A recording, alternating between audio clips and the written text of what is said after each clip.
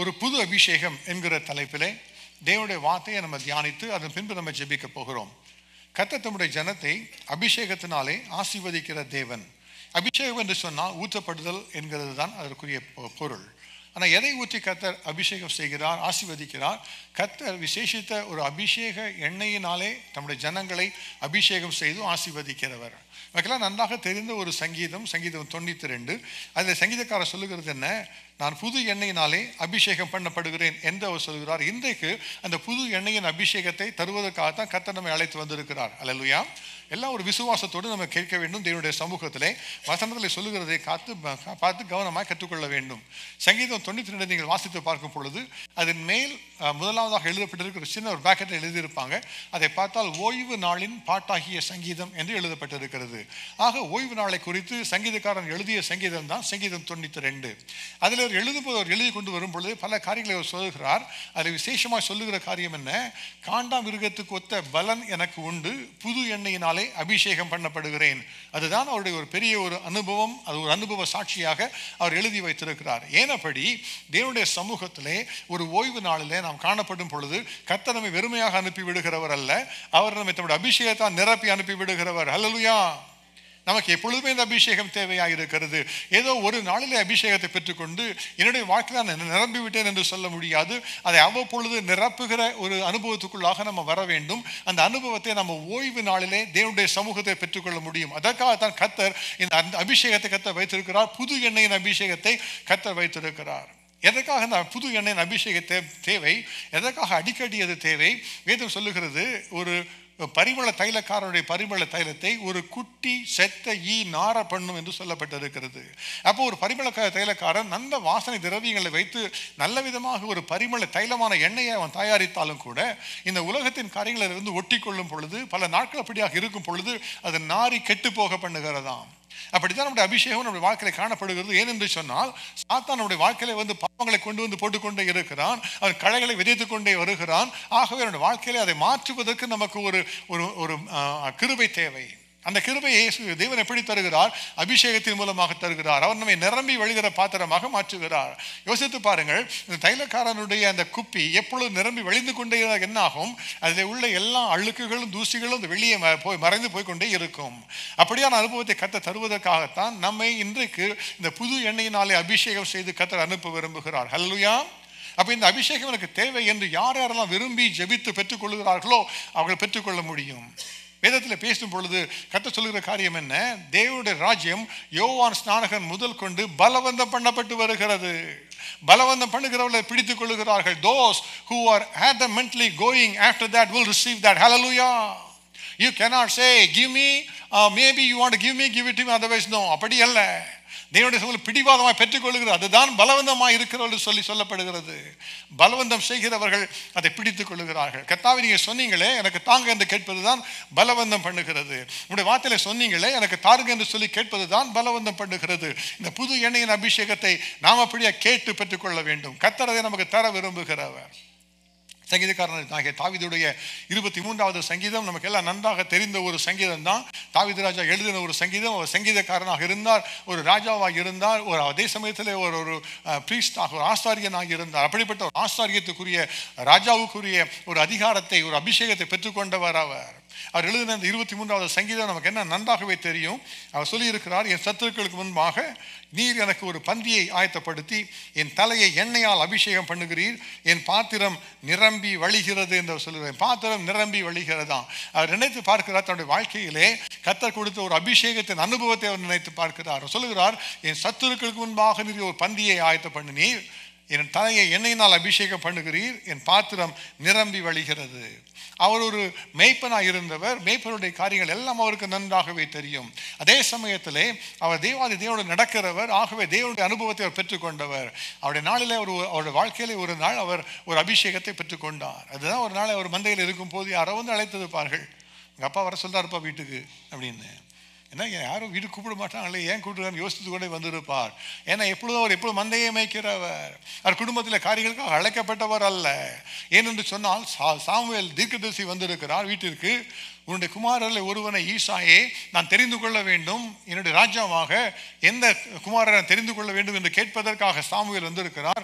கர்த்தருக்கு முன்பாக ஒவ்வொருவராக வர சொல்லுகிறார். ஷம்மா வருகிறார், எலியா வருகிறார். ஒவ்வொருவரும் வந்து கர்த்தர் பார்த்து சொல்லிவிட்டார், யாரும் நான் தெரிந்து கொள்ளவில்லை என்று சொல்லிவிட்டார். அதை முடித்த பின்பு சாமுவேல் கேட்கிறார், இவர்கள் எல்லாம் தவிர உனக்கு வேறு யாராகிலும் பிள்ளைகள் இருக்கிறாங்களா என்று கேட்ட பொழுது ஈசாய் சொல்லுகிறது, ஆமாமா இருக்கிறான் ஒருவன், எல்லாருக்கும் கடைசி ஒருத்தன் இருக்கிறான், அவன் மந்தை வைத்துக் கொண்டிருக்கிறான் என்று சொன்ன உடனே அவன் வருகிற வரைக்கும் நான் பந்தியில் இருப்பது இல்லை என்று சாமுவேல் சொன்ன நிமித்தமாக கர்த்தர் அவனை கொண்டு வருகிறார். சாமுவேல் தாவீதை வந்து பார்த்தா எல்லா மேஜையில் உட்காந்துருக்காங்க, சாப்பிடக்கு ரெடி ஆயத்தம். அதான் உலகத்தில் இருக்கிறது. எல்லாருக்கும் விரோதமாக தான் இருக்கிறாங்க, சொந்த குடும்பத்தாரை விரோதமாக தான் இருக்கிறாங்க. வந்துட்டார். இப்போ வந்தா கர்த்தர் சொல்லுகிறார், இவன் தான் இவனை எழுந்து அபிஷேகம் பண்ணு என்று சொல்லுகிறார். அல்லேலூயா. இன்னைக்கு கர்த்தர் யாரோ ஒருவரை அபிஷேகம் பண்ணும்படியாக நம்முடைய மத்தியில் தேடிக்கொண்டிருக்கிறார். யாரை நான் அபிஷேகம் பண்ணலாம்?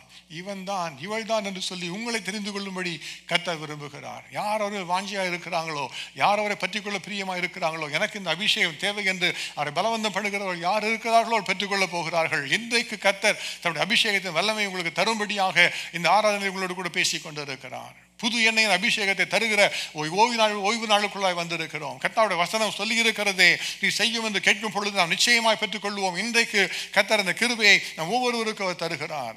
பழைய ஏற்பாட்டில் பார்க்கும் பொழுது பார்த்தீங்கன்னா இந்த தாவீது ராஜாவை குறித்து பல காரியங்கள் சொல்லப்பட்டு இருக்கிறது. சங்கீதம் 89:20 கர்த்தர் சொல்லுகிறார், என் தாசனாகிய தாவீதை கண்டுபிடித்தேன், என் பரிசுத்த தைலத்தினால் அவனை அபிஷேகம் பண்ணினேன். யார் எனக்கு தாசனாக இருக்கிறான்? Who is the one who loves me so much? Who is my beloved? என் இருதயத்தை கேட்ட தாசன் யார்? நான் அவனை அபிஷேகம் பண்ணட்டும். அதுதான் கர்த்தர் விரும்புகிற ஒரு காரியம். இன்றைக்கு கர்த்தர், நான் உமக்கு பிரியமானவனாக இருக்கணும், உமக்கு பிரியமானவளாக இருக்கணும், எனக்கு இந்த அபிஷேகத்தை தாரும் என்று கேட்கும் பொழுது கர்த்தர் நம்மை அபிஷேகம் பண்ணி நடத்துவார். இந்த எண்ணெயை குறித்து பார்க்கும் பொழுது பழைய ஏற்பாட்டிலே பல காரியங்களை பார்க்க எதற்காக பயன்படுத்தப்படுகிறது என்று சொல்லி இந்த பல விதமான எண்ணெய் அபிஷேகம் காணப்பட்டாலும் எல்லாவற்றுக்கும் மேலான மகிமையான அபிஷேகம் எது என்று சொன்னால் அது கர்த்தராகிய இயேசு கிறிஸ்து கொடுக்கிற பரிசுத்த ஆவியின் அக்கினியின் அபிஷேகம் தான். அவர் தான் இயேசு கிறிஸ்து அபிஷேகம் பண்ணப்பட்டவர். கிறிஸ்து என்று சொன்னால் அந்த வார்த்தைக்கு அர்த்தமே அபிஷேகம் பண்ணப்பட்டவர் என்று அர்த்தம். The anointed one. Christ means the anointed one. அவர் தான் அபிஷேகம் பண்ணப்பட்டவர். அவர் அபிஷேகத்தை பெற்றுக்கொண்டு வந்து அவர் நம்ம எல்லாருக்கும் அந்த அபிஷேகத்தை தருகிறாராம். அவரை குறித்து வேதம் என்ன சொல்லுகிறது? அவர் துரோகிகளான மனுஷர்களுக்காகவும் வரங்களை பெற்றுக்கொண்டாராம். யோசித்து பாருங்க, நம்ம துரோகிகளா இருந்தாலும் நம்மை ஆசீர்வதிப்பதற்காக அவர் வரங்களை அபிஷேகத்தோடு பெற்றுக்கொண்டாராம். அதைத்தான் அவர் நமக்கு தர விரும்புகிறார். அவர் அபிஷேகம் பெரியது. வேதம் சொல்லுகிறது அப்போஸ்தலர் 10:38 நசரேயனாகிய இயேசுவை தேவன் பரிசுத்த ஆவியினாலும் வல்லமையினாலும் அபிஷேகம் பண்ணினார். தேவன் அவருடனே கூட இருந்தபடியினாலே அவர் நன்மை செய்கிறவராயும் பிசாசின் வல்லமையில் அகப்பட்ட யாவரையும் குணமாக்குகிறவராயும் சுற்றித் திரிந்தார். அதுதான் அவர் மேலிருந்த ஒரு அபிஷேகம். எல்லாரையும் குணமாக்குகிறவராக, பிசாசின் பிடியிலிருந்து விடுதலை செய்கிறவராக அவர் சுற்றித் திரிந்தார். அந்த அபிஷேகத்தை அவர் நமக்கு தர விரும்புகிறார். யோவான் 3:34 சொல்லுகிறது, தேவனால் அனுப்பப்பட்டவர் தேவனுடைய வார்த்தைகளை பேசுகிறார். தேவன் அவருக்கு தமது ஆவியை அளவில்லாமல் கொடுத்திருக்கிறார். அவர் 1 மடங்கு 2 மடங்கு என்று அளந்து கொடுக்கிறவர் அல்ல, அவர் அளவில்லாமல் கொடுத்திருக்கிறாராம். எலிசா தீர்க்கதரிசி பார்த்த பொழுது எலியாவை பார்த்து கேட்டார், உண்மையில இருந்த ஆவியின் வரம் எனக்கு ரெட்டிப்பாய் கிடைக்க வேண்டும் என்று சொல்லி ஒரு அளவை நிர்ணயித்தார். அதே அளவு 2 மடங்கு அற்புதத்தை செய்கிற ஒரு அபிஷேகத்தை அவர் பெற்றுக்கொண்டார். ஆனால் இயேசுவிடத்தில் வருகிற அப்படி அல்ல. அவர் அளவில்லாமல் அபிஷேகத்தை தருகிறவர், நிரம்பி வழிகிற அபிஷேகத்தை தருகிறவர், தாவீது மேலே ஊற்றப்பட்ட அந்த அபிஷேகத்தை நமக்கு தருகிறவர். ஆகவே தான் நம்மோடு கூட அவர் பேசிக் கொண்டிருக்கிறார். இயேசு கிறிஸ்து இந்த அபிஷேகத்தை எல்லாருக்கும் கொடுப்பதற்காக இந்த உலகத்தில் வந்தார். அவர் தான் உங்கள் மத்தியில் வந்து உங்களை பரிசுத்த ஆவியினாலும் அக்னியினாலும் ஞானஸ்நானம் கொடுப்பார் என்பதாக யோவான் கற்றுக் கொடுத்தார். இதோ இந்த பூமி மேல் அக்னியை போட வந்தேன், இப்பொழுதை பற்றி எரிய வேண்டும் என்று சொல்லி வைராக்கியத்தோடு இயேசு பேசுகிறார். இன்றைக்கு இந்த அக்னி அபிஷேகத்தை, தேவனுடைய எண்ணெய் அபிஷேகத்தை, ஆவி அபிஷேகத்தை நாம் எல்லாம் பெற்றுக்கொள்ள வேண்டும். அதற்கத்தான் கர்த்தர் நம்மோடு கூட பேசிக் கொண்டிருக்கிறார். இந்த எண்ணெய் வரும்போது என்ன நடக்கிறது? பழைய ஏற்பாட்டில் பார்க்கிறோம், அதில் அபிஷேக தைலம் என்று ஒரு தைலத்தை தயாரிக்க வேண்டும் என்பதாக கர்த்தர் மோசேக்கு கற்றுத் தருகிறார். விசேஷித்த முறைகளை கற்றுக் கொடுக்கிறார். இந்த தைலத்தை எப்படி தயாரிப்பது என்று சொல்லி, இதை உங்களுக்காக உங்கள் சொந்த பயனுக்காக பயன்படுத்தக்கூடாது என்றெல்லாம் கர்த்தர் சொல்லி வைத்துவிட்டு இந்த அபிஷேக தைலத்தை வைத்து என்னென்ன செய்ய வேண்டும் என்று அவர் சொல்லுகிறார். முதலாவது அவர் சொன்ன காரியம் என்னன்னா, யாத்திராகமம் 40:9 அவர் சொல்லுகிறார், இந்த வாசஸ்தலத்தையும் அதன் பனிமூட்டுகள் எல்லாத்தையும் நீங்கள் பரிசுத்தப்படுத்தணும். பரிசுத்தப்படுத்தணும்னா இந்த அபிஷேக தைலத்துக்கு தடவனா போதும், அது பரிசுத்தமாக்கிவிடும் என்று அவர் சொல்லுகிறார். அப்போ நம்முடைய வாழ்க்கையை பரிசுத்தத்தை பெற்றுக்கொள்வதற்கு இந்த ஆவியான அபிஷேகம் தேவை. நம்முடைய வாழ்க்கையின் பாவங்கள் மாறுவதற்கு இந்த அபிஷேகம் தேவை. நீங்கள் பரிசுத்தமாக இருப்பதற்கு இந்த அபிஷேகம் தேவை. கர்த்தர் எல்லாவற்றையும் பரிசுத்தப்படுத்துவதற்காக இந்த அபிஷேக தைலத்தை கர்த்தர் உருவாக்கி கொடுத்தார். அது மாத்திரமல்ல, லேவியராகமம் 14வது அதிகாரம் 25 முதல் 31 வசனங்களை வாசித்து பார்க்கும் பொழுது, பாவம் செய்தவன், குற்றம் செய்தவன், ஒரு குஷ்டரோகியாக குணமாக்குகிறவன், அவர்களுக்கெல்லாம் பாவ நிவர்த்தி செய்யும்படியாக, அவர்களை சுத்தமாக்கும்படியாக அவர்களுக்கு ஒரு நியமத்தை கர்த்தர் வைத்திருந்தார். ஒரு பலி செலுத்த வேண்டும், ஒரு ஆட்டை பலி செலுத்த வேண்டும். அந்த ரத்தத்தை எடுத்து அந்த சுத்திகரிக்கப்படுகிறவனுடைய வலது காதிலும், வலது கையின் பெருவிரலும், வலது காலின் பெருவிரலிலும் நகத்திலே பூச வேண்டும் அந்த ரத்தத்தை. அது பரிசுத்தமாக்கப்படுவதற்கு அடையாளம். அதோடு நிறுத்திவிடக்கூடாது. அதன் பின்பு நீங்கள் அபிஷேக தைலத்தை எடுக்கணும். அந்த தைலத்தை எடுத்து முந்த ரத்தம் பூசி இருக்கிற இடத்திலே அதன் மேலே நீங்கள் பூச வேண்டும் என்பதாக கற்றுக் கொடுக்கிறோம். ஏன் தெரியுமா? இந்த அபிஷேகம் தான் நம்மளை பாதுகாக்கிற ஒரு அபிஷேகம். ஹல்லேலூயா. ஒரு நாளில் நீங்கள் ரட்சிப்பை பெற்றிருக்கிறீங்க, உண்மைதான்.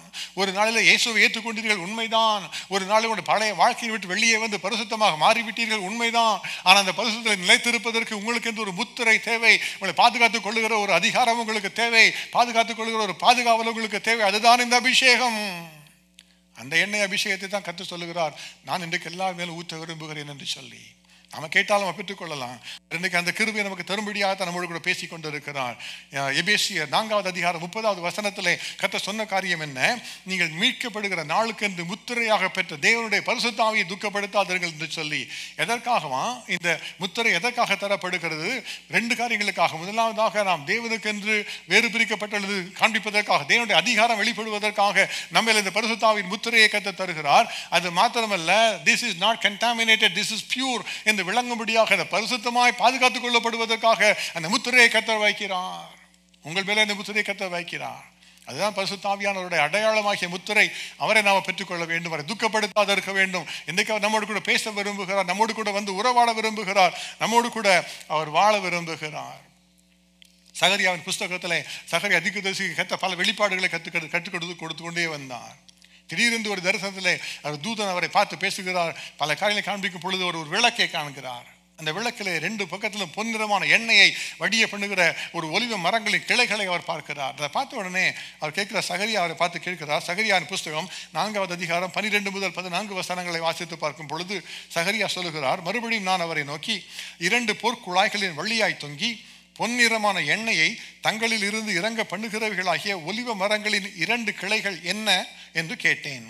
அதற்கு அவர், இவைகள் உனக்கு இன்னதென்று உனக்கு தெரியாதா என்றார். ஆண்டவரே, எனக்கு தெரியாது என்றேன். அப்பொழுது அவர், இவைகள் 2 சர்வலோகத்துக்கும் ஆண்டவராய் இருக்கிறவரின் சமூகத்திலே நிற்கிற அபிஷேகம் பெற்றவர்கள் என்று சொன்னார். ஹல்லேலூயா. இன்னைக்கு பாருங்க, நீ தேவனுடைய சமூகத்தில் நீ நிற்கணும்னா உங்களுக்கு இந்த அபிஷேகம் தேவை. இந்த அபிஷேகம் இல்லாமல் தேவனோடு நிற்க முடியாது. ஆகவே தான் இந்த அபிஷேகத்தை நமக்கு தர விரும்புகிறார். நான் என்னோடு கூட வாழும்படியாக, என்னோடு கூட உறவாடும்படியாக, நான் என்னுடைய ஜனங்களை நான் வேறு பிரித்துக் கொள்ளட்டும், அவளை முத்திரையிடட்டும், அவளை நான் வழி நடத்தட்டும் என்பதற்காக கர்த்தர் இந்த அபிஷேகத்தை நாம் எல்லாருக்காகவும் வைத்திருக்கிறார். இயேசுவை நம்பினவர்கள், இயேசுவை ஏற்றுக்கொண்டவர்கள், இயேசுவின் ரத்தத்தால் சுத்திகரிக்கப்பட்டவர்கள் எல்லாரும் இந்த அபிஷேகத்தை பெற்றுக்கொள்ள முடியும். பலவந்தம் பண்ணுகிறவர்கள் அதை பிடித்துக் கொள்ளுகிறார்கள். இன்றைக்கு கர்த்தர் அந்த கிருபைகளை நமக்கு தருவாராக. அது ஏதோ ஒரு நாள் 2 நாள் வந்து போகிற ஒரு எண்ணெய் அல்ல. இது எப்பொழுதுமே இருந்து கொண்டிருக்கும்படியான ஒரு எண்ணெய். யாத்திராகமம் 27:20 கர்த்தர் சொன்ன காரியம் என்ன? மோசையை பார்த்து கர்த்தர் சொல்லுகிறார், ஆசரிப்பு கூடாரத்திலே எப்பொழுதும் விளக்கு எரிந்து கொண்டிருக்கும்படியாக ஒலிவ எண்ணெயை உங்களுடைய ஜனங்கள் கொண்டு வரும்படி சொல்லு என்று அவர் சொல்லுகிறார். நீ ஒரு நாள் அபிஷேகத்தை பெற்றுக்கொண்டு அடுத்த நாள் அணைந்து போயிட்டீங்கன்னா அதனால பிரயோஜனம் இல்லை. தேவனுடைய சமூகத்தில் ஒவ்வொரு நாளும் ஒளி கொடுப்பதற்காக தெரிந்து கொள்ளப்பட்டவர்கள். அப்போ அந்த அபிஷேகம் நமக்கு தினந்தோறும் தேவை, தினந்தோறும் தேவை. இந்த அபிஷேகம் சாதாரணமான அபிஷேகம் இல்லை. அவர் எல்லாரையும் நிரப்புகிற அபிஷேகம், எல்லாரையும் ஆசீர்வதிக்கிற அபிஷேகம். உங்களுக்கு இந்த அபிஷேகம் இருந்தால் போதும். கர்த்தர் உங்களை விலை மதிப்பற்றவர்களாக அவர் பார்க்கிறார். உங்களுடைய வாழ்க்கையை கர்த்தர் பல விதங்களிலும் ஆசீர்வதிக்கிறார். வேதம் என்ன சொல்லுகிறது? நாமெல்லாம் ஒரு மண் பாண்டங்களைப் போல இருக்கிறோம். ஆனால் பாருங்க, அந்த மண் பாண்டங்களுக்குள்ள கர்த்தர் ஒரு விலையேறப்பெற்ற பொக்கிஷத்தை, அந்த அபிஷேகத்தை வைத்திருக்கிறார். எதுவும் எங்களால் கூடும் என்று சொல்லுகிறவர்கள் அல்ல, அது தேவனால் கூடும் என்று அறிந்து கொள்ளத்தக்கதாக நாங்கள் இந்த பொக்கிஷத்தை மண்பாண்டங்களிலே பெற்றிருக்கிறோம். எல்லாம் பார்த்தாலும் மண்பாண்டம் ஒன்றா தான் இருக்குது. ஆனால் ஒரு மண்பாண்டத்தில் பார்த்தீங்கன்னா பொக்கிஷம் வைக்கப்பட்டிருக்கிறது. அதுதான் நீங்களா இருக்க வேண்டும். ஹல்லேலூயா. உங்களுக்குள்ள இந்த பொக்கிஷத்தை பெற்றுக்கொள்ள வேண்டும். கர்த்தாவே, எனக்குள்ள இந்த பொக்கிஷத்தை வைத்து தாரோம், இந்த எண்ணெயை ஊற்றும் என்று சொல்லி கேட்கணும். வெறுமையா இருக்கிற எல்லாரையும் கர்த்தர் நிரப்ப விரும்புகிறார். வெறுமையா இருக்கிற எல்லாரையும் நிரப்ப விரும்பு, தன்னை வெறுமையாக்குகிறவர்கள் அவளை தான் நிரப்ப விரும்புகிறார். எலிசாவின் காரியத்தை நம்ம வாசித்து பார்த்தோம். அந்த ஒரு ஏழை விதவை வந்து கேட்கிறா, என்னுடைய கணவர் தீர்க்கதரிசியாக இருந்தார், கர்த்தருக்கு பயந்து நடந்தார், இப்பொழுது இறந்து போய்விட்டார், கடன் கொடுத்த வந்து பிள்ளைகளை கொண்டு போக விரும்புகிறான் என்று கேட்ட பொழுது உன்னிடத்தில் என்ன இருக்குது என்று கேட்கிறார். அவன் நினைத்து சாதாரணமாக நினைத்த அந்த எண்ணெயை, இதெல்லாம் சாதாரணம், என் இருக்கிற வீட்டில் ஒன்றுமே இல்லை, நீங்கள் டாலர் கேட்டிங்கன்னா டாலர் இல்லை, காயின் கேட்டீங்கன்னா இல்லை, பொற்காசு இல்லை, அதெல்லாம் ஒன்றுமே இல்லை, அதெல்லாம் சொல்லிட்டா. நான் சர்ச்சில் சின்ன பிள்ளை பேசியிருந்தேன், யார் நம்ம ஜோர்டனாட்ட பேசியிருந்தேன். அவன்கிட்ட பேசும்போது அவன் சொன்னான், கரெக்டாக சொல்லுங்கள், 2 தங்க காசு தரேன்டா, 2 தங்க நாணயம் தரேன்றா. அவன் என்கிட்ட பேசும்போது எல்லாம் அம்மாட்ட கேட்ட கதை. அவன் சொல்கிறா, நான் 2 தங்க நாணயத்தை கொண்டு வந்து நான் கொடுக்குறேன் அப்படின்னு சொல்கிறான். இந்த அம்மாட்ட தங்க நாணயம்லாம் இல்லை. அவன் கேட்குறாரு, உங்கள் வீட்டில் என்ன இருக்குதுமா? 2 தங்க நாணயம்லாம் இல்லை. என்ன இருக்குது? ஒரு சின்ன ஒரு குவளையில் கொஞ்சம் ஒரு பாத்திரத்தில் எண்ணெய் வச்சுருக்கிறேன், அதுதான் இருக்குது, வேறு எதுவுமே இல்லை, என்கிட்ட வேறு எதுவுமே இல்லை என்று தான் அவன் சொன்னான். அதை நான் யோசித்து பார்க்குறேன். அவர் சமையலுக்காக வைத்திருந்த ஒரு சிறிய குடுவிலை வைத்திருக்க குடும் அந்த எண்ணெயை, அதை குறித்து அவர் பெரிதாக நினைக்கவில்லை, ஒரு சிறிய எண்ணெய் தான். ஆனால் பாருங்கள், எலிசா சொல்லுகிறார், நீ போய் அநேகம் வெறும் பாத்திரங்களை கேட்டு வாங்க, கொஞ்சமாக வாங்காத, நிறைய வெறும் பாத்திரம் வாங்கி என்று சொல்லி. அப்போ எல்லாத்தையும் கடன் வாங்கி இரவல் வாங்கி பல பாத்திரங்களை கொண்டு வந்து வீடு நிரம்பி ஆயிடுச்சு.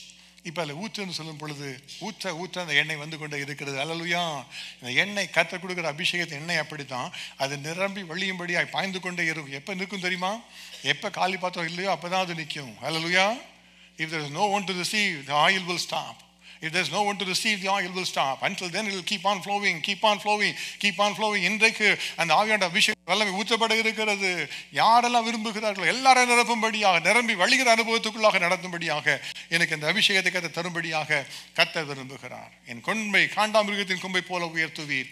புது எண்ணெயினாலே அபிஷேகம் பண்ணப்படுகிறேன், புது எண்ணெயினால் அபிஷேகம் பண்ணப்படுகிறேன். எல்லாரும் விசுவாச பிரமாணமாக சொல்லலாம், கையை வைத்து சொல்லலாம், என் கொம்பை காண்டாமிருகத்தின் கொம்பை போல உயர்த்துவீர், புது எண்ணெயால் அபிஷேகம் பண்ணப்படுகிறேன். ஆமென்.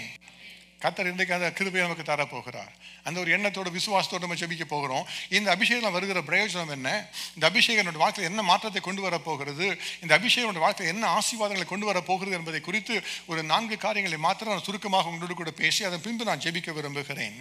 முதலாவதாக வேதம் சொல்லுகிறது, ஏசாயா தீர்க்கதரிசியின் புஸ்தகம் 61வது அதிகாரம் 1 மற்றும் 3வது வசனங்கள். அதை பார்க்கும் பொழுது வேதம் சொல்லுகிறது, கர்த்தராகிய தேவனுடைய ஆவியானவர் என் மேல் இருக்கிறார், சிறுமைப்பட்டவர்களுக்கு சுவிசேஷத்தை அறிவிக்க கர்த்தர் என்னை அபிஷேகம் பண்ணினார், இருதயம் நொறுங்குண்டவர்களுக்கு காயம் கட்டுதலையும், சிறைப்பட்டவர்களுக்கு விடுதலையையும், கட்டுண்டவர்களுக்கு கட்டவிழ்த்தலையும் கூறவும், சீயோனிலே துயரப்பட்டவர்களை சீர்படுத்தவும், அவர்களுக்கு சாம்பலுக்கு பதிலாக சிங்காரத்தையும், துயரத்துக்கு பதிலாக ஆனந்த தைலத்தையும், ஒடுங்கின ஆவிக்கு பதிலாக துதியின் உடையையும் கொடுக்கவும் அவர் என்னை அனுப்பினார்.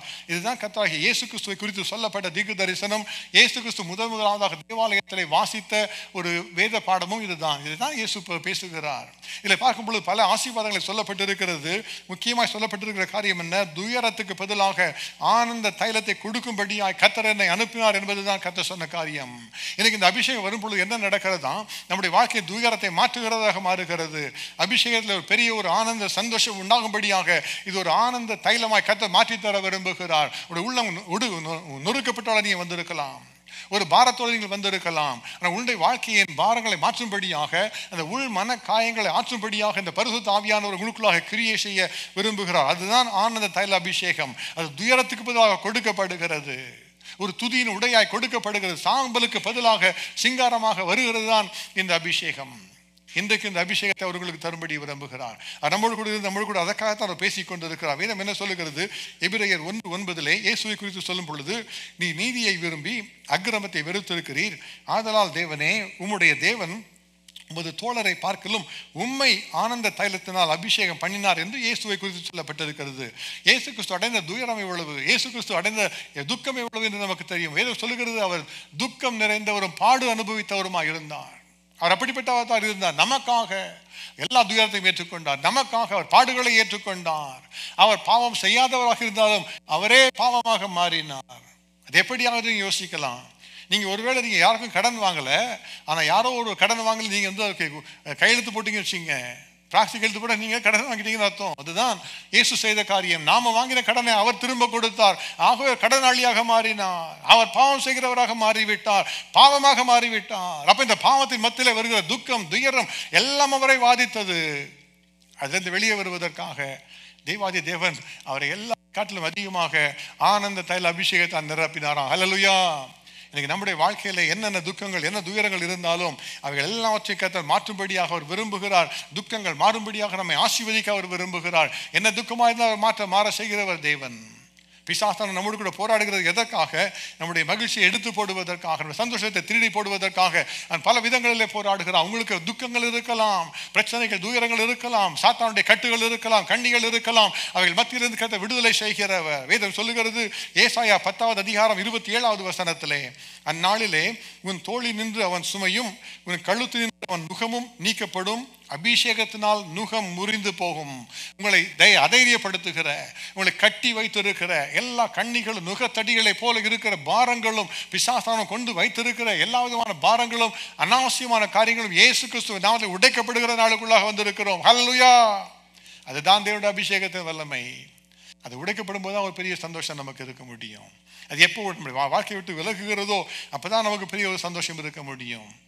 சங்கீதக்காரனாகிய தாவீது பார்த்தீங்கன்னா அவருக்கு எவ்வளவோ நண்பர்கள் இருந்தார்கள், அவருக்கு எவ்வளவோ கூட இருக்கிற தண்டிலை சென்றவர்கள் இருந்தாங்க. அவருக்காக துணிந்து போய் ஒரு பாளையத்தையே கடந்து போய் அவருக்காக பெத்லகேமில் இருக்கிற ஒலிமுகவாசல் தண்ணீரை கொண்டு வந்த வீரர்கள் இருந்தார்கள், அவருக்காக போராடுகிற மக்கள் இருந்தார்கள். ஆனால் எல்லாருடைய மத்தியிலும் துக்கத்தை அனுபவிக்கிறவர் தான் இருந்தார். பல சமயங்களிலே துக்கம், சில சமயங்களில் அவர் விரோதமாக மக்கள் பேசினார்கள். சிக்லாகுங்கிற ஊருக்கு சென்று தன்னுடைய குடும்பத்தை எல்லாம் வைத்திருந்தார். அவர்களெல்லாம் சண்டைக்கு போயிருக்கும் பொழுது எதிரிகள் வந்தார்கள். சிக்லாக் முழுமையாக சூறையாடப்பட்டது. வந்து பார்க்குறாங்க, சிக்லாக் சுட்டரிக்கப்பட்டு இருக்கிறது. எல்லாரும் மக்கள் எல்லாம் சிறைப்பிடிக்கப்பட்டு கைகளாக கொண்டு போகப்பட்டு விட்டாங்க.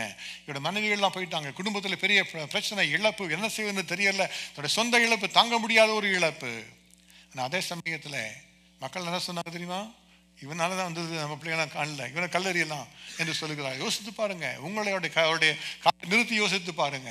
நீங்கள் ஏதோ நல்லதை செய்ய முடியாது இருக்கிறீர்கள், ஆனால் மக்கள் உங்களுக்கு விரோதமாக வந்து கல்லறியும்படி பேசுகிறார்கள். எப்படி துக்கம், உங்களுக்கு இருதயம் எவ்வளவு துக்கப்படும். அந்த துக்கத்தை அனுபவித்தது தான் இந்த தாவீது ராஜா. அந்த துக்கத்திலும் கூட என்ன தெரியுமா நமக்கு? அவர் தேவனுடைய கிருபையினாலே அவர் தன்னை ஸ்திரப்படுத்தி கொண்டானா. ஏன் என்று சொன்னால் அந்த அபிஷேகம், அவர் மேலே ஊற்றப்பட்ட அந்த அபிஷேகம், நிரம்பி வழிகிற அந்த அபிஷேகம், அந்த நாளிலே, அந்த அதைரியப்படுகிற அந்த நாளிலே, அந்த நேரத்தில் வேதம் சொல்லுகிறது தாவீது தன்னை கர்த்தருக்குள்ளே திடப்படுத்தி கொண்டான் என்று சொல்லி அந்த திடத்தை கொடுக்கிறவர் என் ஆவியானவர். அவர் தான் உங்களோடு கூட வந்து உள் மன காயங்களை மாற பண்ணி, அவைகளை ஆற பண்ணி ஸ்திரப்படுத்துகிறார். அப்பொழுதுதான் நீங்கள் சந்தோஷத்தை பெற்றுக்கொள்ளுவீர்கள். அப்பொழுதுதான் சந்தோஷத்தை பெற்றுக்கொள்ளுவீர்கள். சங்கீதக்காரனுடைய சங்கீதத்தை வாசித்து பார்க்கும்போது தாவீது சங்கீதத்திலே பல இடங்களில் துக்கத்தை குறித்து அவர் எழுதுகிறார். துக்கத்தால் என் கண்கள் கருகி போயிற்று, என்னுடைய நாவு மேல்வாயோடு ஒட்டி கொண்டது என்று சொல்லி அவர் எழுதுகிறார். எனக்காக பரிதபிக்கிற உண்டோ என்று பார்த்திருந்தேன், ஒருவனையும் காணேன் என்று சொல்லி அவர் எழுதுகிறார். இதோ நான் ஆசீர்வாதத்தை காத்தது, இதோ இருள் என்று சொல்லி எழுதுகிறார். அப்படி பல இடங்களில் எழுதியிருக்கிற நம்முடைய வாழ்க்கையில நாமே வாசித்து ஜெபமாக மாற்றிக்கொள்ளத்தக்கதான சங்கீதங்கள் உண்டு. ஆனால் அதில் முக்கியமாக அவர் எழுதியிருக்கிற ஒரு சங்கீதம் 143 வசனங்களை வாசித்து பார்க்கும் பொழுது சாத்தானுடைய தாக்குதல்கள் தனக்குள்ளாக வந்தது என்பதை குறித்து அவர் எழுதுகிறார். என்று ஆத்துமா நசுக்கப்பட்டது என்று அவர் எழுதுகிறார். இதை பார்த்து நம்முடைய வாழ்க்கையில் ஆவி உண்டு, ஆத்துமா உண்டு, சரீரம் உண்டு. நம்முடைய சரீரத்தில் இருந்து அவர் காயங்களை தாக்கிக் கொள்ளலாம். யுத்தத்துக்கு போனால் நம்முடைய சரீரத்தில் தான் காயம் படுகிறது. நம்முடைய ஆவி தேவனோடு பேசிக்கொண்டிருப்பது கர்த்தர் நமக்குள்ளாக வைத்திருக்கிற ஒரு ஆவி. ஏன்னா ஆத்துமாவை தான் சாத்தான் தாக்குகிறான். வேதத்தில் அவர் சொல்லுகிறார், சத்துரு என் ஆத்துமாவை தொடர்ந்தானா. அப்ப பிசாசானவன் அவரை பிடித்து அவருடைய ஆத்துமாவுக்கு அவன் கண்ணியை வைக்கிறான். அவன் என் ஆத்துமாவை தொடர்ந்து என் பிராணனை தரையோட நசுக்கி வெகு காலத்துக்கு முன் மரித்தவர்கள் போல என்னை இருளில் இருக்க பண்ணுகிறான். என் ஆவி என்னில் தியங்குகிறது, என் இருதயம் எனக்குள் சோர்ந்து போகிறது. He was going through depression, he was going through brokenness in his life. He was thinking that he was being considered as someone who is dead and gone long time back. என்னை நினைக்கிறவங்க யாருமே இல்லை என்று சொல்லுகிற அளவுக்கு அவர் சொல்லத்தக்கதாக அவர் எழுதி வைத்திருக்கிறார். என்னை வெகு காலத்துக்கு முன் மரித்தவர்கள் போல என்னை இருளில் இருக்க பண்ணுகிறான். சாத்தான் செய்கிறது அப்படித்தான். அவன் வந்து நம்முடைய வாழ்க்கையை சந்தோஷத்தை திருடி போடும்படியாக காயங்களை ஏற்படுத்துகிறான். ஆனால் இந்த அபிஷேகம் வரும்பொழுது என்ன நடக்கிறது தெரியுமா? அவர் துயரத்துக்கு பதிலாக சிங்காரத்தை கொடுக்கும்படியாக ஆனந்த தைல அபிஷேகத்தை நமக்கு தருகிறவர் அவர். ஹல்லேலூயா. அப்போ நீங்கள் ஜெபிக்கணும், கர்த்தா எனக்கு இன்றைக்கு இந்த அபிஷேகம் நிச்சயமாய் தேவை, இந்த புது எண்ணெய் அபிஷேகம் நிச்சயமாக எனக்கு தேவை, என்னுடைய உள்ளத்தில் உள்ள எல்லா பாரங்கள் மறையும்படியாக, என்னுடைய வாழ்க்கையில் ஆனந்தம் பெருகும்படியாக, என்னுடைய கவலைகள் மாறும்படியாக, துக்கம் மறையும்படியாக எனக்கு இந்த அபிஷேகம் தேவை என்று சொல்லி ஜெபித்து பெற்றுக்கொள்ளும் பொழுது கர்த்தர் உங்களை நிரப்புவார். சகல சந்தோஷம் உங்களை நிரப்பும்படி அவர்களை வழி நடத்துவார். இன்றைக்கு அதற்காக நம்மோடு கூட அவர் பேசி கொண்டிருக்கிறார். இரண்டாவதாக, இந்த அபிஷேகத்தில் வருகிற ஒரு ஆசீர்வாதம் என்ன, இந்த அபிஷேகம் நமக்கு செய்கிற காரியம் என்ன? 1 யோவான் 2வது அதிகாரம் 27வது வசனம் சொல்லுகிறது, இந்த அபிஷேகம் நமக்கு போதிக்கிறது, அது ஒரு போதனை செய்கிற ஒரு அபிஷேகம் என்பதாக அது கற்றுத்தருகிறது. 1 யோவான் 2வது அதிகாரம் 27வது வசனம் சொல்லுகிறது, நீங்கள் அவரால் பெற்ற அபிஷேகம் உங்களில் நிலைத்திருக்கிறது, ஒருவரும் உங்களுக்கு போதிக்க வேண்டுவது இல்லை. அந்த அபிஷேகம் சகலத்தையும் குறித்து உங்களுக்கு போதிக்கிறது, அது சத்தியமாக இருக்கிறது, பொய் அல்ல. அது உங்களுக்கு போதித்தபடியே அவர்கள் நிலைத்திருப்பீர்களாக. அப்போ தேவாதி தேவன் வரும் பொழுது என்ன செய்கிறாராம்? இந்த பரிசுத்த ஆவியானோட அபிஷேகம் நமக்குள்ள ஊற்றப்படும் பொழுது அவர் நம்மை போதனை செய்து வழி நடத்துகிறார். ஞானம் இல்லாத நமக்கு கர்த்தர் போதனை செய்து ஞானம் உள்ளவர்களாக மாற்றுகிறார். நமக்கு தெரியாதவர்களை விளங்க பண்ணி நமக்கு கர்த்தர் காரியத்தை கற்றுக் கொடுத்து நம்மை விவேகம் உள்ளவர்களாக, அறிவுள்ளவர்களாக மாற்றுகிறார். அவர் தான் நம்மோடு கூட இந்த ஞானத்தை தருகிறார், ஞானத்தின் ஆவியாக செயல்படுகிறார், அறிவை கொடுக்கிற அறிவின் ஆவியாக செயல்படுகிறார். நம்முடைய வாழ்க்கையின் தேவைகளை அவர்களை கேட்டு பெற்றுக்கொள்ளும்படியாக ஒவ்வொரு நாளும் வழி நடத்துகிற ஒரு நல்ல ஒரு ஆலோசகராக அவர் மாறி விடுகிறார். அவரை குறித்து வேதம் சொல்லுகிறவர் ஆலோசனை கர்த்தர் என்று சொல்லி, இயேசுவுக்கு பேரே ஆலோசனை கர்த்தர். அவர் நமக்கு ஆலோசனை தருகிறவர். எப்படி ஆலோசனை தருகிறார்? இந்த பரிசுத்த ஆவியானவர் நம்முடைய இருதயத்தில் பேசி நமக்கு ஆலோசனை தருகிறார். நம்முடைய ஆவி அவரோடு கூட இணைந்திருக்கும் பொழுது, இந்த ஆவியான சொல்லுகிற கேட்டு பெற்றுக்கொள்ளும் பொழுது அவர் நமக்கு ஆலோசனை தரு. மகனே, இந்த பிரச்சனை வருவதை செய்ய வேண்டாம், இல்லை பிரச்சனை வருவதை போக வேண்டாம் என்று சொல்லி உங்களுக்கு வழி நடத்துவான். எல்லாத்தையும் சந்தோஷமாக மாற்றி தருகிறவர் அவர். தாவீது ராஜா இந்த கர்த்தருடைய அபிஷேகத்தின் ஆலோசனை பெற்றுக்கொண்டு அறிந்தவர். ஆகவே தான் அவர் அப்படி தைரியமாக அவர் எழுதுகிறார், என்னுடைய பாத்திரம் நிரம்பி வழிகிறது என்று சொல்லி. அவர் வாழ்க்கையில் ஒரு நாளில் பார்த்தா அவர் சவுலுக்கு பயந்து ஓடிட்டார், ஊர் விட்டு ஓடிட்டு அவர் சொல்கிறார், நான் இப்பொழுது தேவனுடைய சுதந்திரத்துக்கு அடுத்தவனாக இராதபடி என்னை துரத்தி விட்டார்களே என்று சொல்லி தன்னுடைய சுதந்திரத்தை குறித்து அவர் புலம்புகிறார். சொந்த வீடு இருக்குது, சொந்த நிலம் இருக்குது, அங்கெல்லாம் போக முடியாது, அவ்வளோ தூரம் விரட்டிட்டாங்க எல்லாரும். அப்படிப்பட்ட ஒரு இடத்துக்கு வந்துட்டார் அவர். அவன் சொல்லுகிறார், அப்படியாக இருதயம் துக்கித்து அவர் மிகவும் கஷ்டப்பட்டு நிற்கும் பொழுது கடைசியாக அவருக்கு செய்தி வருகிறது, சவுல் இறந்து போயிட்டார், அவரோட மகன் யோனத்தான் இறந்து போய்விட்டான் என்று சொல்லி ஒரு செய்தி வருகிறது. இப்போ இவருக்கு ஒரு உள்ளத்தில் ஒரு கேள்வி, நான் இப்போ யூதாவுக்கு போகலாமா? இவ்வளோ நாள் நான் தேசத்தை விட்டு வெளியே ஓடிட்டேன், யூதாவிலே நான் இல்லை, இப்போ யூதாவின் கோத்திரங்கள் இருக்கலாமா என்பதோட உள்ளத்தில் ஒரு கேள்வி. யாரிடத்தில் கேட்கிறார்? தேவனிடத்தில் கேட்கிறார். நான் யூதாவின் பட்டணங்களில் ஒன்றிலே போய் இருக்கலாமா என்று கேட்ட பொழுது இந்த அபிஷேகத்தின் ஆவியானவர் அவரோடு கூட பேசுகிறார், நீ போ என்று சொல்லி. அவர் இன்னும் தெளிவாக கேட்கிற, எந்த ஊருக்கு போக வேண்டும் என்று கேட்ட பொழுது நீ எபிரோனுக்கு போ என்று கர்த்தர் சொல்லுகிறார். அந்த அபிஷேகம் உங்களை வழி நடத்துகிற அபிஷேகம். அவர் எபிரோனுக்கு சென்ற உடனே அங்கே யூதாவுக்கு அவர் ராஜாவாக மாறி 7 வருஷம் அங்கே ராஜ்யபாரம் பண்ணினாராம். அதான் கர்த்தர் வழி நடத்துகிற கிருபை. நீங்கள் அவரிடத்தை பெற்றுக்கொள்ளலாம். கர்த்தர் நான் செய்ய வேண்டியது என்ன என்று சொல்லி உங்கள் வாழ்க்கையின் முடிவுகளுக்கு ஆலோசனைகளை பெற்றுக்கொள்ளலாம். இந்த வருகிற வாரத்தில் நீங்கள் முடிவு செய்ய வேண்டியிருக்கும், வாழ்க்கைக்காக நீங்கள் சில தீர்மானங்களை எடுக்க வேண்டியிருக்கும். அவைகளை இயேசுவிடத்தை கேட்டு பெற்றுக்கொள்ளுங்க. இந்த ஆவியானவர் உங்களுக்குள்ள இருந்தால் உங்களுக்கு கற்றுத் தருவார். நீங்கள் அறியாத விதமாக உங்களோடு கூட பேசுகிறவர், ஒரு நிமிஷத்தில் பேசுகிறவர், ஒரு நொடியிலே பேசுகிறவர். நீங்கள் இனிமையாக நீங்கள் கேட்கும்படியாக உங்களுடைய உள்ளத்தில் துணிக்கிற சத்தத்தை நீங்கள் கேட்டுக்கொண்டே இருப்பீர்கள். அதுதான் கர்த்தர் கொடுக்கிற கிருபை. நீங்கள் வலது புறத்தில் விலக்கினாலும் இடதுபுறத்தில் விலக்கினாலும் வழி இதுவே, இதில் நடவுங்கள் என்கிற சத்தத்தை உடைய செவிகள் கேட்கும் என்கிற வாக்குத்தத்தத்தை வேதம் கற்றுத் தருகிறது அல்லவா? இந்த ஆவியானவர் வரும் பொழுது, இந்த பரிசுத்த ஆவியோட அபிஷேகம் நமக்குள்ளாக வரும் பொழுது இந்த வழி நடத்துகிறவர் நமக்குள்ளாக வருவார். நானே வழியும் சத்தியமும் ஜீவனுமாக இருக்கிறேன் என்று இயேசு சொன்னார் அல்லவா? அவர் எல்லாவற்றையும் கற்றுத் தருகிறவர். ஞானம் இல்லாதவர்களுக்கு கற்றுத்தந்து ஞானத்தை கற்றுக் கொடுக்கிறவர் அவர். இயேசு சொன்னார், நான் உங்கள்கிட்ட போகிறேன் பாசிஷர்களே, நான் பிதாவிடத்தில் போகிறேன், ஆனால் நான் போனால் தேற்றவானாகி அவர் வருவான். அவர் வரும் பொழுது, அவர் சத்திய ஆவியாகி அவர் வரும் பொழுது சகல சத்தியத்துக்குள்ளும் உங்களை நடத்துவார். இப்போ இந்த ஆவியர் வந்துட்டு எல்லா சத்தியத்தையும் சொல்லிக் கொடுக்கிறார். எல்லா இயேசுவை குறித்த காரியங்கள் ரகசியமாக சொல்லிக் கொடுக்கிறார். ஆனால் அந்த சீசர்கள் படிப்பறிவு இல்லாதவர்கள், கல்லாதவர்கள் என்று வேதம் சொல்லுகிறது, மீன்பிடிக்கிறவர்கள், அதான் அவருடைய தொழில் அநேகராக இருந்தாங்க. ஆனால் ஒரு நாள் ஒன்று வந்தது, அப்போஸ்தலர் நடவடிக்கைகள் வந்த உடனே அவர்கள் தைரியமாய் பிரசங்கம் பண்ணுகிறார்கள், போதகம் பண்ணுகிறார்கள். படிக்காதவர்கள் இவ்வளவு போதகம் பண்ணுகிறார்கள். எப்படி? எல்லாரும் வந்து பார்க்க எல்லாரும் ஆச்சரியப்படுகிறார்கள். கல்லாதவர்களாக இருந்தாலும் இப்படி வசனத்தை சொல்கிறார் சொல்லி அவர் இயேசுவோடு இருந்தவர்கள் அறிந்து கொண்டார்கள். அந்த ஆவியானவர் வந்த பொழுது அவர் எல்லாரையும் மாற்றி விட்டார். இன்றைக்கு கர்த்தர் அந்த கிருபையை நமக்கு தருவார். ஆகவே ஞானத்தை தருகிற ஒரு ஆவியானவர், அந்த அபிஷேகம் நமக்கு போதனை செய்து வழி நடத்துகிற ஒரு அபிஷேகம், வாழ்க்கையின் முடிவில் எடுப்பதற்கு ஆலோசனைகள் தருகிற ஒரு நல்ல ஒரு அபிஷேகம், அந்த அபிஷேக எண்ணெயை இந்த கர்த்தர் நமக்கு தர விரும்புகிறார். முதலாவதாக இந்த அபிஷேக எண்ணெய் நமக்குள்ளாக வரும் பொழுது துக்கங்கள் மாற செய்து நமக்கு சந்தோஷத்தை தருகிறது. இரண்டாவதாக இந்த எண்ணெய் அபிஷேகம் நமக்குள்ளாக வரும் பொழுது இந்த எண்ணெய் அபிஷேகம் நமக்கு போதித்து நாம் நடக்க வேண்டிய வழிகளை நமக்கு காண்பித்து நம்ம ஞானமுள்ளவர்களாக மாற்றுகிறது. மூன்றாவதாக இந்த அபிஷேகத்தில் வருகிற ஒரு ஆசீர்வாதம் என்ன? வேதம் சொல்லுகிறது, மார்க்கு எழுதின சுவிசேஷம் 6வது அதிகாரம் 13வது வசனம். அவர் அநேகம் பிசாசுகளை துரத்தி அநேகம் நோயாளிகளை எண்ணெய் பூசி சொஸ்தமாக்கினார்கள். இதுதான் தேவனுடைய சமூகத்திலே கர்த்தர் சுகத்தை பெற்றுக்கொள்வதற்காக கர்த்தர் பயன்படுத்தின ஒரு ஆயுதம் என்று நம்ம சொல்லலாம். கர்த்தர் பயன்படுத்தின ஒரு விதம். இந்த எண்ணெயை வைத்து தான் அவர் கர்த்தர் சுகத்தை செய்தார். நம்ம ஒருவேளை யோசிக்கலாம், இயேசு பலரை தன்னுடைய வார்த்தையினாலே குணமாக்கினார், சிலருடைய கண்களிலே சேற்றை பூசி அவர் குணமாக்கினார், சிலர் மேலே கைகளை வைத்து அவர் சுகமாக்கினார், எனக்கு சித்தம் உண்டு சுத்தமாக என்று குஷ்டரோகியை தொட்டு அவர் சுகமாக்கினார். அப்படி பல விதங்களில் அவர் சுகமாக்கினார். ஆனால் அவருடைய சீஷர்களை அனுப்பும் பொழுது அவர் சொன்ன காரியம் என்ன? அவங்க ஒவ்வொரு பட்டணத்துக்கும் போங்க, எனக்கு முன்பாக 2 பேரா போங்க, பிசாசுகளை துரத்துங்கள், வியாதி உள்ளவர்களை குணமாக்குங்கள் என்று சொல்லுகிறார். அவங்க என்ன செய்கிறாங்க? எண்ணெயை கொண்டு சென்று அவள் அர்ப்பணிக்கிறார், அதில் அப்ளை பண்ணுறாங்க. அந்த எண்ணெயை தெளித்து அதன் மூலமாக சுகத்தை பெற்றுக் கொடுக்குறாங்க. இந்த அபிஷேக எண்ணெய் நமக்குள்ளாக வரும் பொழுது நம்முடைய வாழ்க்கையில் அவர் சுகத்தை தருவார். நம்முடைய வாழ்க்கையில் பிரச்சனைகள் என்ன நோய்கள் இருந்தாலும் அவளை மாற்றுவதற்கு இந்த அபிஷேக எண்ணெய் நமக்குள்ளாக கிரியை செய்கிறது. அதற்காக தான் அந்த எண்ணெயை கர்த்தர் அனுப்புகிறார். அந்த எண்ணெயினாலே சுகத்தை தருகிறவர் அவர். யாக்கோபு எழுதுகிறார், உங்களிலே ஒருவன் வியாதிப்பட்டால் அவன் சபையின் மூப்பர்களை வரவழைப்பானாக, அவர்கள் கர்த்தருடைய நாமத்தினாலே அவனுக்கு எண்ணெய் பூசி அவனுக்காக ஜெபம் பண்ண கடவர்கள், அப்பொழுது விசுவாசம் உள்ள ஜெபம் பிணியாளியை ரட்சிக்கும் என்று சொல்லி வேதம் கற்றுத் தருகிறது. அப்போ இந்த எண்ணெயினாலே கர்த்தர் செய்கிற ஒரு காரியம் என்ன? நமக்கு கர்த்தர் கொடுக்கிற ஒரு சுகம், சரீர சுகத்தை நாம் பெற்றுக்கொள்ளலாம். சத்துரு வல்லமைகளை விட்டு நாம் பெற்றுக்கொண்டு ஜெயத்தை பெற்றுக்கொள்ளலாம். தாவீது ராஜா எதற்காக இதை சொல்லி எழுதுகிறார்? என் தலை எண்ணெயினாலே அபிஷேகம் பண்ணப்படுது எழுதுகிறாரே, அவர் தான் ஒரு மேய்ப்பனாக இருந்த பொழுது ஆடுகளை எப்படி கவனித்தார் என்பதை அவர் மனதில் வைத்து அந்த வசனத்தை எழுதுகிறார்.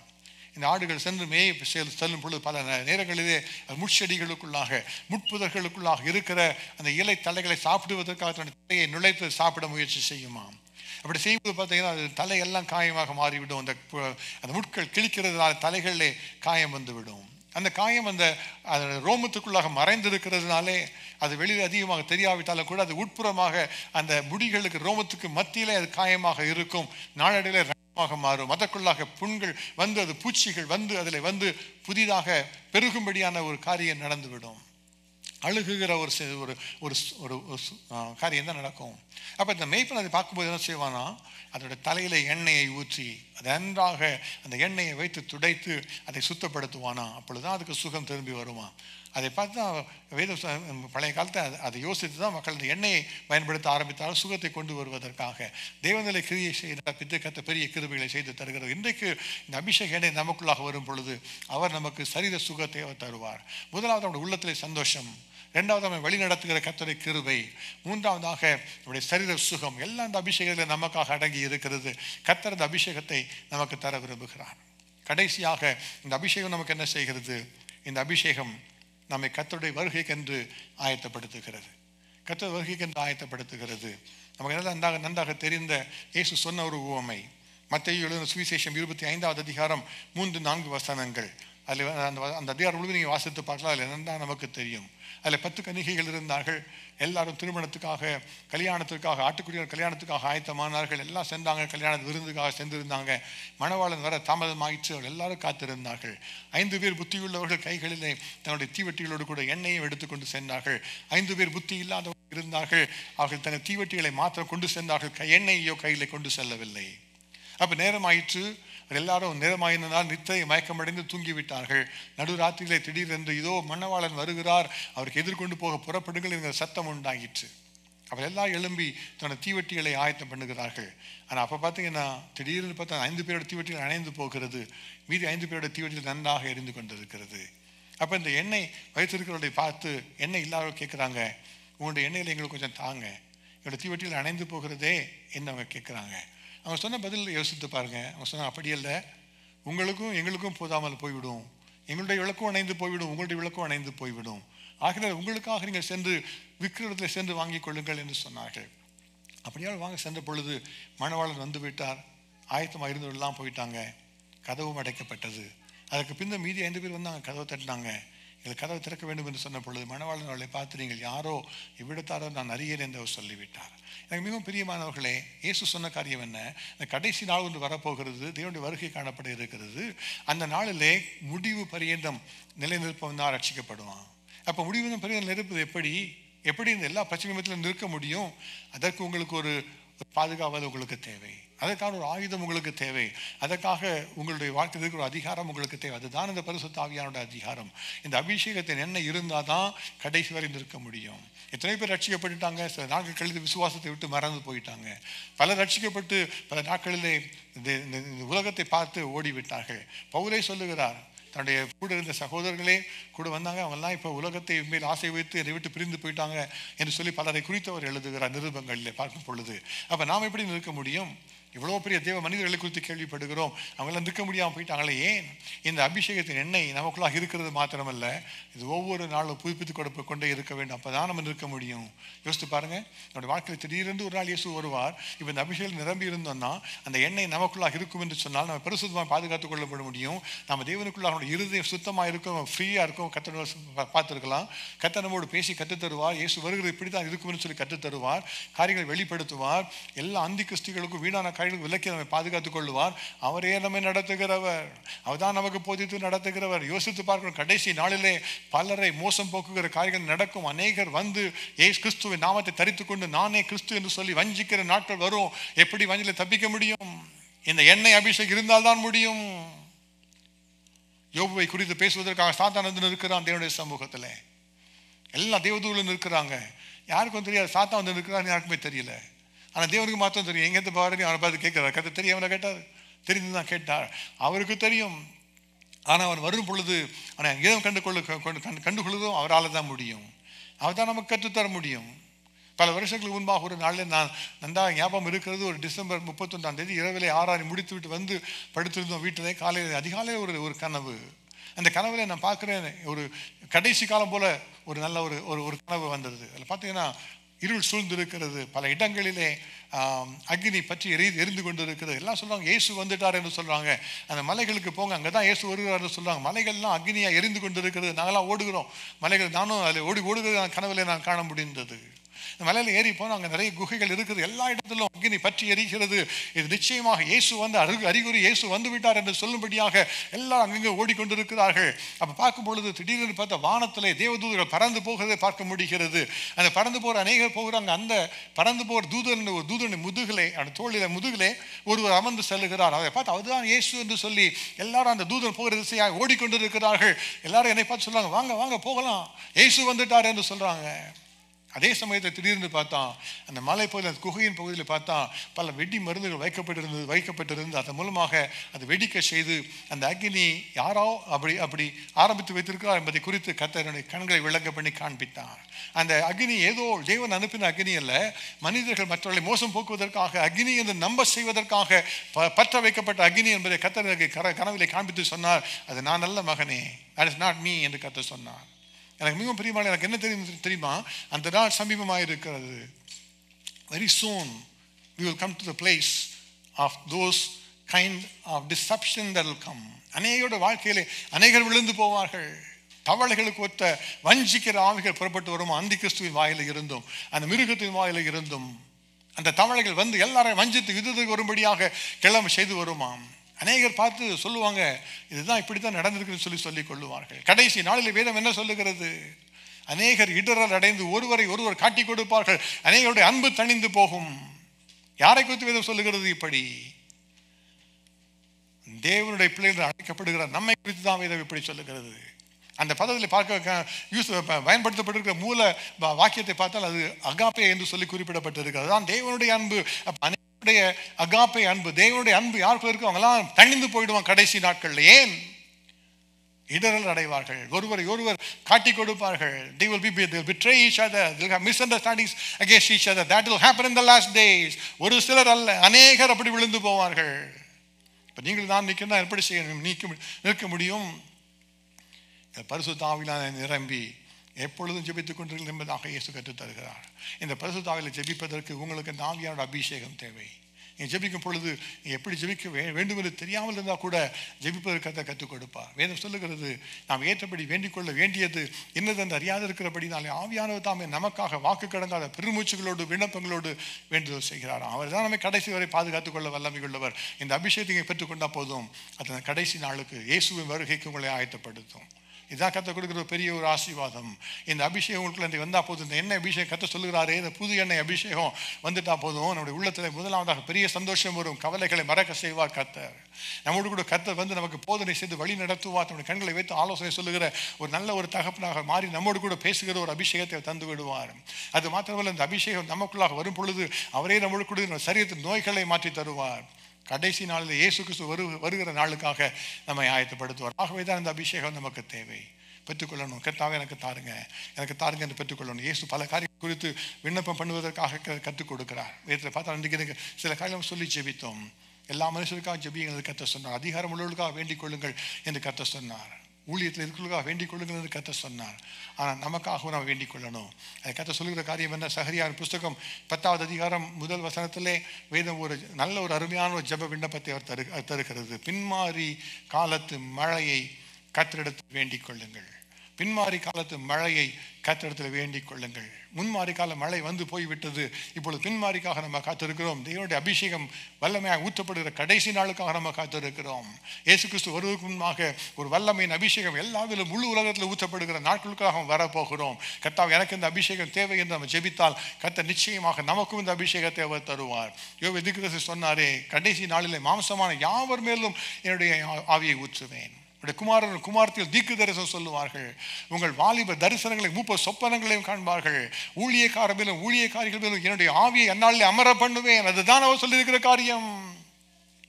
ஆகவே நம்ம ஜெபிக்கணும். கர்த்தாவே இந்த பின்மாரி காலத்து மழையை நீங்கள் தரணும். இந்த பின்மாரி காலத்து மழையை நீங்கள் எனக்கு தரணும்னு சொல்லி ஜெபிக்கணும். இந்த மழை எப்பொழுது ஊற்றப்படும் தெரியுமா? நம்ம ஒரு மனதோடு கூடி வந்திருக்கும் பொழுது. சிலரோட வாழ்க்கையில் தனியாக ஜெபித்துக்கும் போது அபிஷேகத்தை பெற்றுக்கொண்டிருக்கிற அனுபவங்கள் உண்டு. அநேகர் அப்படி பெற்றுக்கொண்டு இருக்கிறாங்க. ஆனால் ஒரு மனமாக வரும் பொழுது கர்த்தர் ஊற்றுகிற அந்த புது எண்ணெய் அபிஷேகம் ஒரு விசேஷித்தது. ஆகவே தான் கர்த்தர் சொல்லுகிறார், நான் தேவனுடைய ஆலயத்தில் வரும் பொழுது நான் புது எண்ணெய் அபிஷேகத்தை ஓய்வு நாளில் பெற்றுக்கொண்டேன் என்று சொல்லி இன்றைக்கு வந்திருக்கிறோம். தெய்வ சமூகத்தில் நாம் ஒரு மனமாக வந்திருக்கிறோம். நாம் இந்த ஆவியை பரிசுத்த ஆவியை பெற்றுக்கொள்ள வேண்டும். சங்கீதக்காரர் சொல்லுகிறார், சங்கீதம் 133 1-2 வசனங்களிலே, இதோ சகோதரர் ஒருமித்து வாசம் பண்ணுகிறது எத்தனை நன்மையும் எத்தனை இன்பமுமானது. அது ஆரோனுடைய சிரசின் மேல் ஊற்றப்பட்டு தாடியிலே வடிகிறதும் அங்கிகளின் மேல் இறங்குகிறதுமான நல்ல தைலத்துக்கும் எர்மோன் மேலும் சியோன் பர்வதங்கள் மேல் இறங்கும் பனிக்கும் ஒப்பாயிருக்கிறது. அங்கே கர்த்தர் என்றைக்கும் ஆசீர்வாதத்தையும் ஜீவனையும் கட்டளையிடுகிறார். இன்றைக்கு இந்த வல்லமையின் ஆசீர்வாதம் ஒருமனப்பட்டு வந்திருக்கிற நம்ம மேலே தான் ஊற்றப்பட போகிறது. அல்லேலூயா. ஒருமனப்பட்டு நம்ம ஜெபிக்கும் போது கர்த்தர் இந்த அபிஷேகத்தை ஊற்ற வல்லமையாக இருக்கிறார். அப்போஸ்தலர் நடவடிக்கை 2வது அதிகாரத்தில் வாசிக்கிறோம். பெந்தைக்கோஸ்து நாள் வந்த பொழுது அவள் எல்லாரும் ஒருமனப்பட்டு ஒரு இடத்துல கூடி வந்திருந்தார்கள், ஜெபித்துக் கொண்டிருந்தாங்க. அப்போ தான் ஆவியானவர் ஊற்றப்பட்டார். இன்றைக்கு அப்படி தான் நம்ம கூடி வந்திருக்கிறோம். ஆகவே தகப்பனே, இந்த ஆவியானோட வல்லமை எனக்கு ஊற்றப்பட வேணும். இன்றைக்கு என்னுடைய பாத்திரம் நிரம்பி வழியணும் என்ற ஜபத்தோட போராடி நம்ம ஜெபித்து பெற்றுக்கொள்ள போகிறோம். எல்லாம் எழுதுறதுக்கெல்லாம் கர்த்தர் சமூகத்தை கர்த்தாவே, எங்களுடைய வாழ்க்கையில் கர்த்தாவே கிருபையை தாருங்க, உங்களுடைய கிருபை தாருங்க, உங்களுடைய அபிஷேகத்தை தாருங்க என்று சொல்லி எல்லாம் நம்ம ஜபத்தோடு இருக்க போகிறோம். யாரும் சும்மா இருக்கக்கூட உள்ளத்தில் ஜெபித்து கொண்டே இருக்கணும். என்னுடைய சமூகத்தில் கர்த்தாவே என்னை அபிஷேகம் என்று சொல்லி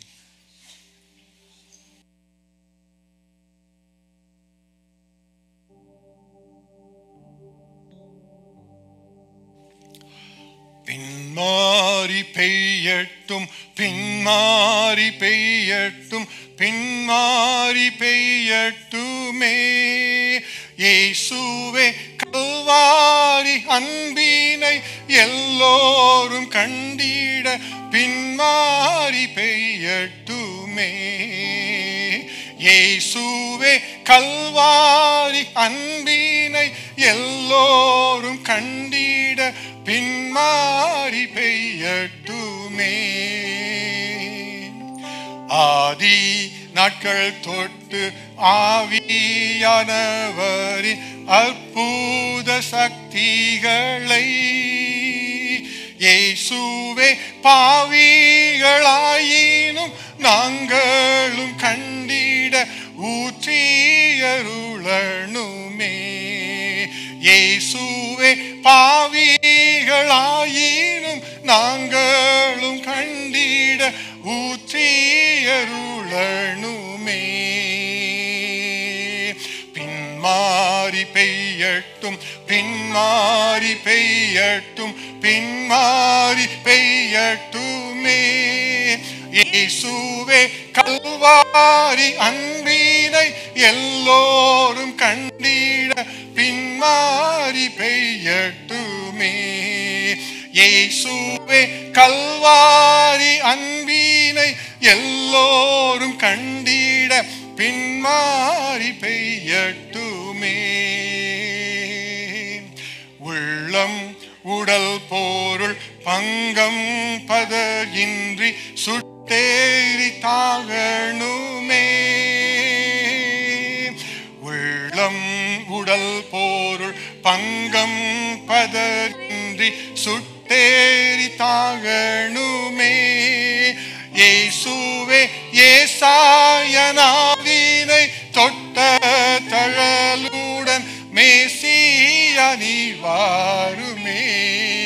இயேசுவே ஏசாயனாவினை தொட்ட தழலுடன் மேசியா நீ வாருமே. பின்மாறி பெய்யட்டும், பின்மாறி பெய்யட்டும், பின்மாறி பெய்யட்டுமே. இயேசுவே கல்வாரி அன்பினை எல்லோரும் கண்டிட பின்மாறி பெய்யட்டுமே.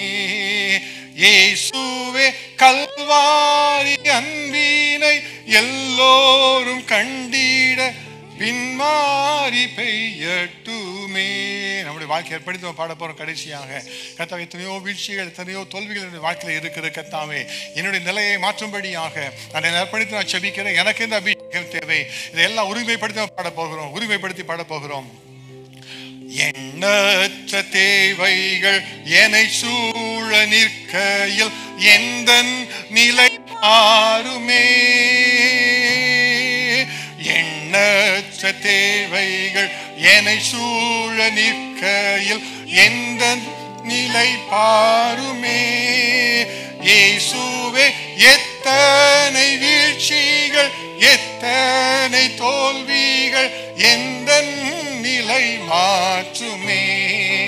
இயேசுவே எத்தனை தோல்விகள், எத்தனை வீழ்ச்சிகள் எந்த நிலை மாற்றுமே.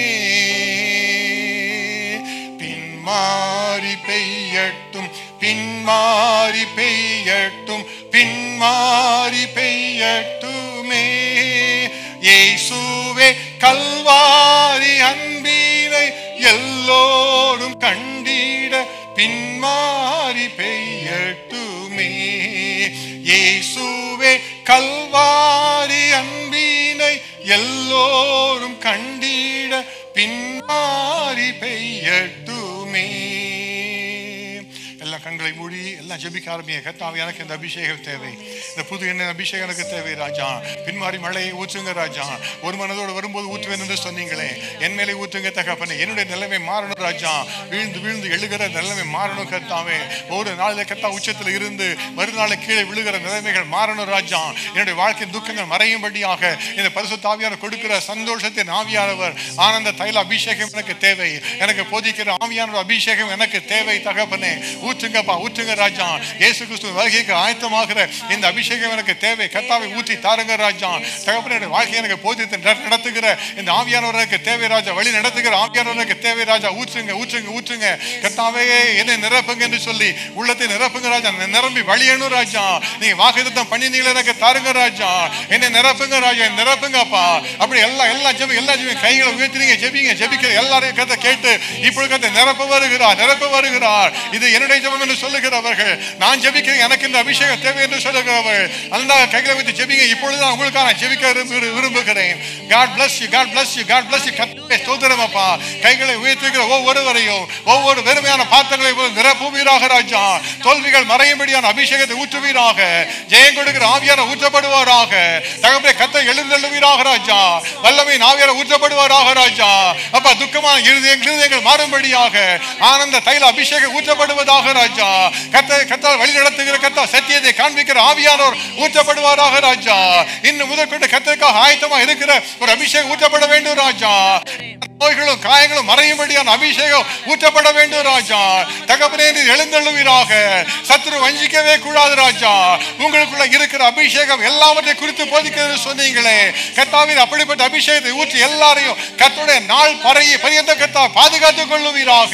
நிறுத்துவீராக ராஜா, நிறுத்துவீராகப்பா. கர்த்தாதி கர்த்தர் அப்படி செய்யறதுக்காக உமக்கு ஸ்தோத்திரம். உமக்கு நன்றி, உமக்கு நன்றி. எல்லாம் வாய்களை உயர்த்தி சத்தமாக கர்த்தர் நன்றி செலுத்துங்க. ஸ்தோத்திரங்களை செலுத்தும் பொழுது தேவனுடைய மகிமை பெருகுவதை நீங்க பார்ப்பீங்க. இந்த வாழ்க்கையில இந்த அபிஷேகத்தை தந்திருக்காரு விசுவாசிங்க. வீட்டில் சென்று நீங்கள் ஜெபிக்கும் பொழுது அநேகர் இந்த அனுபவத்தை பெற்றுக்கொள்ளுவீங்க. பல பாஷை வரங்களை பெற்றுக்கொள்ளுவீங்க. வரங்கள் செயலாற்றுவதை பெற்றுக்கொள்ளுவீங்க. கர்த்தர் தான் உங்களை ஆசீர்வதித்து அழைத்திருக்கிறார். எல்லாரும் நிரப்பும்படியாக கர்த்தர் கொண்டு வந்திருக்கிறார். ஒரு தனி மனிதனுக்காக ஒரு சிலருக்காகவோ அல்ல. அபிஷேகம் பண்ணப்பட வேண்டும். எல்லாரும் சபை அபிஷேகத்தை பெற்றுக்கொள்ள வேண்டும். எல்லா மனிதர் மேலும் அபிஷேகத்தை ஊற்றுவதற்கு சொல்லி இருக்கிறார். கடைசி நாளிலே மாம்சமான யாவர் மேலும் ஊற்றுவர் என்று கருத்து சொல்லி இருக்கிறார். ஆகவே நன்றி செலுத்துங்க, நன்றி செலுத்துங்க. தகப்பனே உமக்கு ஸ்தோத்திரம் அப்பா. கர்த்தருடைய அபிஷேகம் எங்களை தொட்டதற்காக உமக்கு ஸ்தோத்திரம். கர்த்தாவே இன்று முதற்கொண்டு இந்த அபிஷேகத்தை வளர்ந்து பெருக உதவி செய்வீராக. எங்களுக்குள்ள வைக்கப்பட்ட அந்த அபிஷேகத்தை எங்களை அலட்சியம் செய்யாதபடி கர்த்தாவே அந்த அபிஷேகத்தை கர்த்தாவே அனல் மூட்டி எழுப்பி விட எல்லாருக்கும் வைராக்கியத்தை தருவீராக. தனி ஜெபத்திலே குடும்ப ஜெபத்திலே வைராக்கியத்தை தருவீராக. வைராக்கியமாய் ஆவியிலே ஜெபிக்கத்தக்கதாக எல்லாரையும் பரிசுத்தப்படுத்துவீராக ராஜா. கர்த்தாதி கர்த்தர் செய்வதற்காக உமக்கு ஸ்தோத்திரம். உமக்கே நன்றி. இயேசு கிறிஸ்துவின் நாமத்தில் ஜெபிக்கிறோம் பிதாவே. ஆமென், ஆமென்.